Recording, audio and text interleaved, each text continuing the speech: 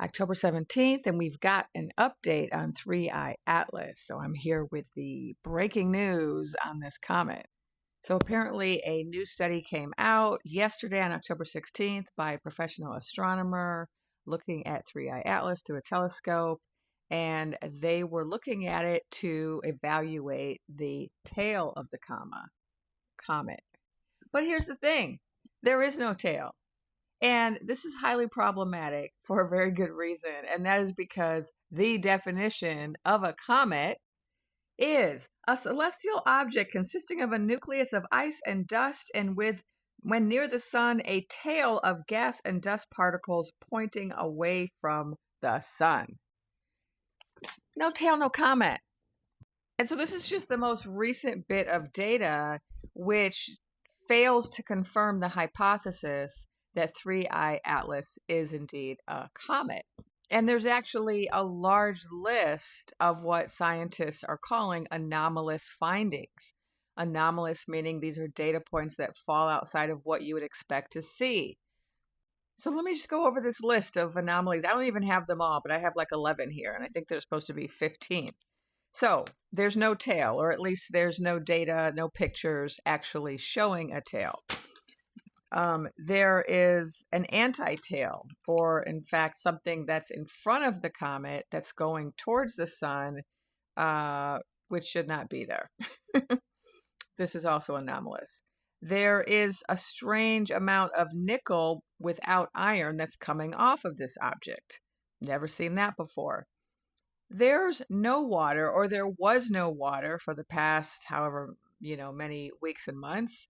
And then there was suddenly an outgushing of water. Again, something that just you never see with a comet. There's a weird carbon dioxide oxygen ratio. There are some weird changes to the polarization of light coming off of this object. It has a very unusual trajectory. There's such a small, infinitesimally small percentage probability that it would randomly follow this trajectory through our solar system, passing by 3 planets, but that's what it's doing. It's moving unusually fast. It appears to be glowing or to have some type of self-illumination, which again, it's anomalous. They don't have an explanation for it yet. They're not picking up any data suggesting that it is turning or tumbling through space the way you would expect an object moving through space with gravity to move. It's exceedingly large. The massiveness of this object is also anomalous. And while they don't know exactly the shape of it, the images thus far seem to suggest a shape which, again, is anomalous, an oval type shape. So what does all this mean? I think it means that, we have a lot of questions and not a lot of answers. My biggest question is, where's the data, right? So we did get this image yesterday, but, we're not getting data from NASA, from JPL. We're not getting data from ESA.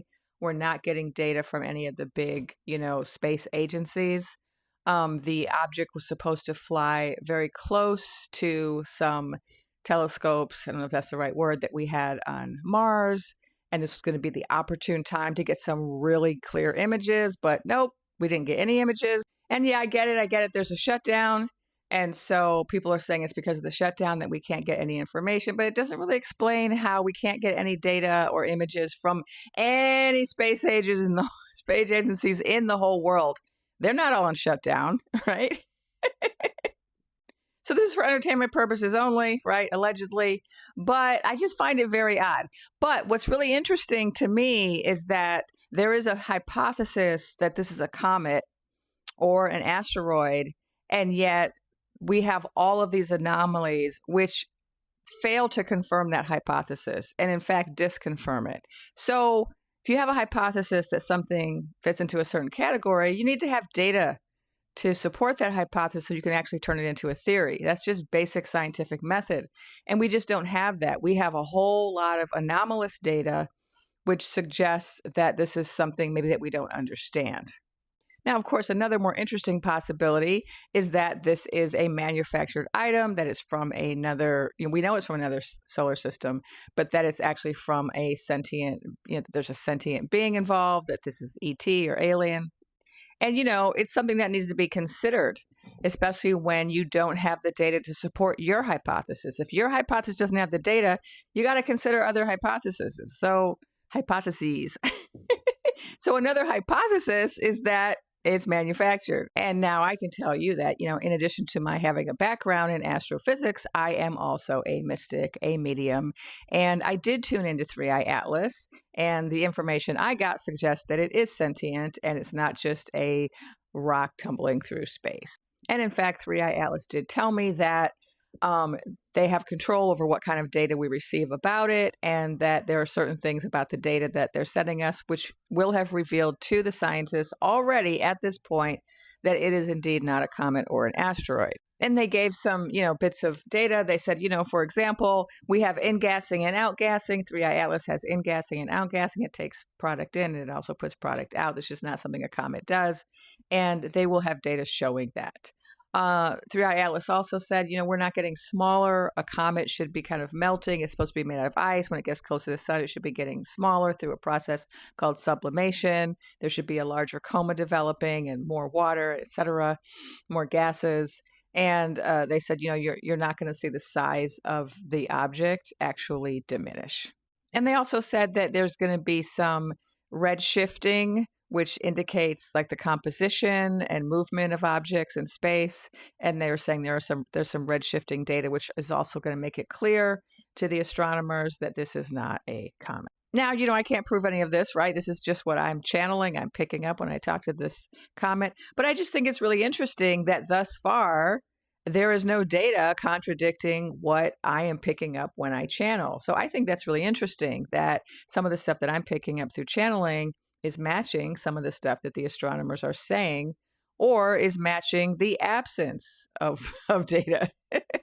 Now, I did a much longer video about this on my Tube of You place where, I got more time. It's like a 30-minute video. And so if you want to really get some more detailed information about the science, all the anomalies, and also what I actually heard when I channeled 3i Atlas, you can check me out over there. We have a lot of questions, right? Why aren't we getting answers? If questions I have are like, if this is, we know this is a really important astronomical event, but there's no press releases, data's not being released, there's no discussion. There are very few papers coming out. So if you go look at astronomy preprints, there was a whole lot more papers coming out in August. Now we're not seeing as many papers. We should be seeing more papers because it just passed closer to like certain devices like on Mars that could have taken better pictures. So we should be seeing more papers. We're seeing less. Why is that? If you have answers, I want to hear them. Put your theories, put your answers down below. Also, if you are somebody who's able to tune in and you are tuning into 3i Atlas, I want to know what you're picking up. What are you feeling? What are you receiving? Because my guides have told me that, starseeds right now have the ability to tune into 3i Atlas, as do some other light workers and healers. And so, let's start sharing what we're picking up. And if you're neither an astronomer nor a mystic, but you're just really interested in this, or just thinking about it a lot, or having dreams about it, or just kind of fascinated with it, let me know about that too, because I think it's all related. I think the fact that so many people are fascinated by this really is energetically significant.